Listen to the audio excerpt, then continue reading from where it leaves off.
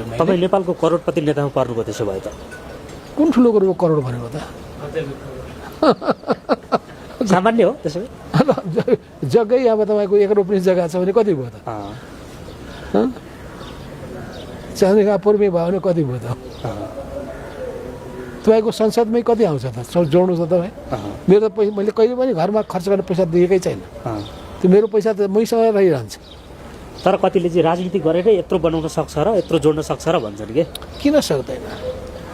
राजनीति गरेर तपाईँले चाहिँ अरू अनावश्यक खर्च गर्नुभएको छैन भने तपाईँको श्रीमतीको आम्दानी छ नि, मभन्दा बढी आम्दानी त मेरो श्रीमतीको छ। मैले कुनै चिन्तै गर्नु पर्दैन।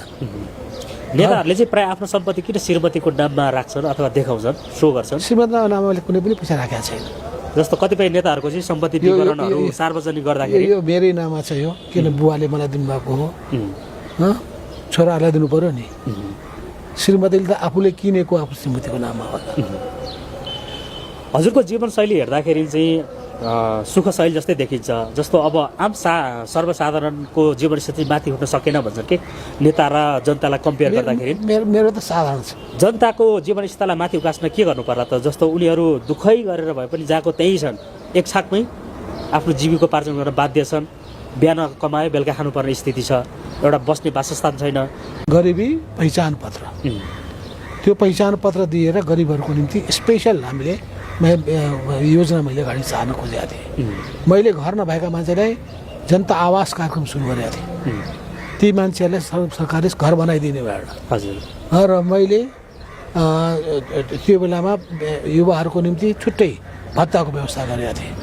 युवाहरूलाई रोजगारीको प्रबन्ध गर्ने कुराहरूको व्यवस्था गरेका थिएँ। त सरकारसँग योजना आउनु पर्यो। गरिबी कसरी अन्त्य गर्ने, गरिबीको रेखा मुनि जनता कोही पनि नरहुन्, रोजगारीको प्रबन्ध कसरी गर्ने, कृषिमा देशलाई आत्मनिर्भर कसरी बनाउने। किन नेपाल कृषि सम्पदामा सम्पन्न देश हो, वन सम्पदामा सम्पन्न देश हो, जल सम्पदामा सम्पन्न देश हो, पर्यटन सम्पदामा सम्पन्न देश हो, सांस्कृतिक सम्पदामा सम्पन्न देश हो, प्राकृतिक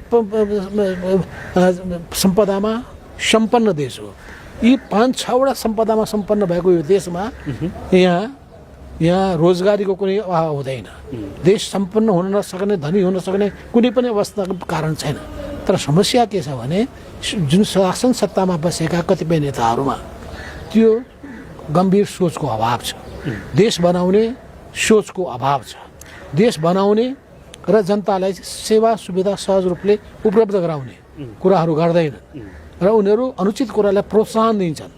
अनुचित कुरालाई प्रोत्साहन दिन्छन्, भ्रष्टाचारलाई प्रोत्साहन दिन्छन्, जनताको पीडा वेदनालाई बेवास्ता गर्छन् र जसरी पनि सत्तामा बसिराख्ने सोच मात्रै बनाउँछन्। यसले बिगारेको। हजुरले छातीमा हात राखेर प्राउडली भन्न सक्नुहुन्छ मैले यत्रो कम्युनिस्ट आन्दोलनको इतिहासमा, यत्रो राजनीति जीवनमा 1 रुपियाँ भ्रष्टाचार गरेको छैन भनेर? के छातीमा हात राख्ने, टाउकोमा हात राख्ने? म गर्वका साथ भन्छु। र पैसा त दिने कोही न कोही त होला त।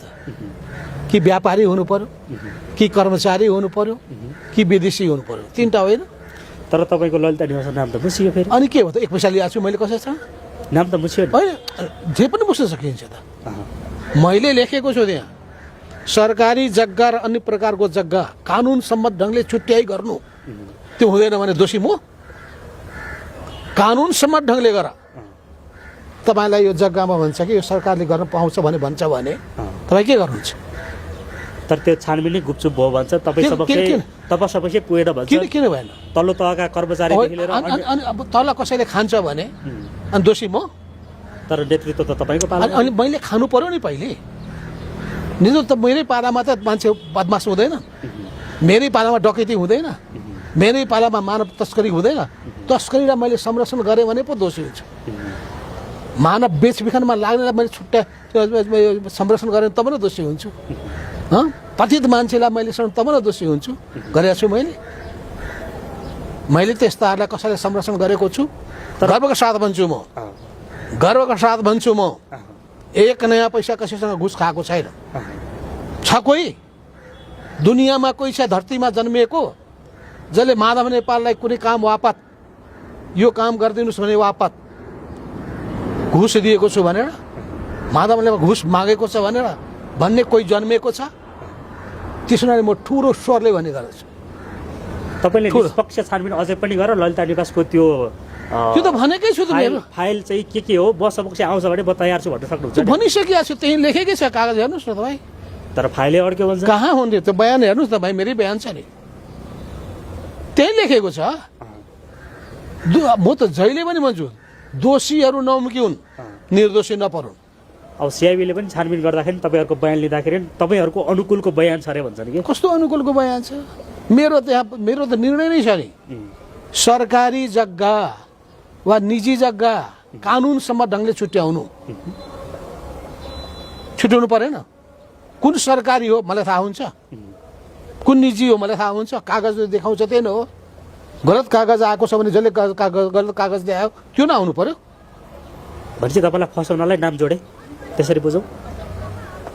त्यो त सचेतन प्रयत्न थियो र त्यो भन्छन् प्रयत्न मेरो मलाई कसरी बर्बाद पार्ने भन्ने कुरामा केही मान्छेहरू लागेका छन्। तपाईँले अदालतबाट म क्लिन छु भनेर देखाइदिने मौका पनि त हो नि यो? भइसक्यो त, हुन त भयो, तर पनि अझै पनि तपाईँलाई ललिता निवास भन्ने छ नाम चाहिँ मुसिँदै हाल्छ। मेरो पालामा भएपछि त किन नहुने? मैले मेरो पालामा सरकारको जग्गा जुन यत्रो खाली मैदान थियो त्यो जग्गाहरू सबै समाप्त हुने बेला थियो। त्यो जग्गा सबै जग्गाको प्रधानमन्त्री निवासको विस्तार गरेको होइन मैले। मेरै पालामा प्रधानमन्त्री निवास हेर्ने लायक थिएन। मर्निङ इभिनिङ वाक गर्न सक्नुहुन्न थियो तपाईँ। पानीको हिलो, सर्प लाग्ने, भ्यागुता लाग्ने, मर्निङ वाक गर्न नसक्ने अवस्था थियो। अनि त्यो ठाउँलाई सौन्दर्यीकरण गर्नुपर्छ भनेर योजना बनाउनु के गलत थियो? प्रधानमन्त्रीको त्यहाँभित्र भेट्न आउने मान्छेसँग भेट्ने अफिस थिएन, त्यसको टहरा बनाएर त्यो बनाएको बापत गलत गरियो। तपाईँले त्यही कुरा पब्लिकलाई बुझाउन सक्नु भएको छ त? भनेको छु त, बुझेका छन् त उनीहरू, कन्भिन्स भए? सुन्नुहोस् न, धरतीमा तपाईँले पत्रकारलाई त कन्भिन्स गर्न सक्नु होला, पब्लिकलाई पनि छैन। पब्लिकले ममाथि शङ्का गर्दैन, किनभने एउटा विश्वास। तिनी पब्लिकले डिल त गर्यो नि, कुनै काम बापत पैसा खान्छ नि कतिपयले, कोही छ भन्ने सक्ने पब्लिकैबाट खान्छ नि। मेरो मलाई व्यापारमा गरिदिनुहोस्, मलाई यो काम गरिदिनुहोस्, मेरो यो मुद्दा गरिदिनुहोस्, त घुस खानेले त घुस त्यहीबाट खान्छ त। अब हामी अन्त्यतिर पनि छौँ। प्रत्येक नेताको एउटा न एउटा विषयमा चाहिँ यो नाम जोडिने, काण्ड सार्वजनिक हुने, त्यो त कति दुर्भाग्य हाम्रो लागि पनि जनताको लागि पनि। तपाईँहरूलाई त्यो आउँदाखेरि कता कता यो कि त यो अब नेता मात्रै होइन, यो धरतीमा जन्मेका मान्छेहरूमध्ये प्रत्येक व्यक्ति क्लिन छ कि छैन भन्ने कुरा हो। पहिलो नम्बर नेता हुनुपर्छ। नेताले राम्रो काम गरेर देखाउनुपर्छ, उदाहरण बन्नुपर्छ। उसले राम्रो काम गरेको छ, राम्रो उद्देश्य राखेको छ, राम्रो नियत छ भने आत्तिनुपर्ने केही आवश्यकता छैन। अहिले प्रचण्डको सेरा दरबारको काण्ड आइरहेछ फेरि। म सुन्नुहोस्,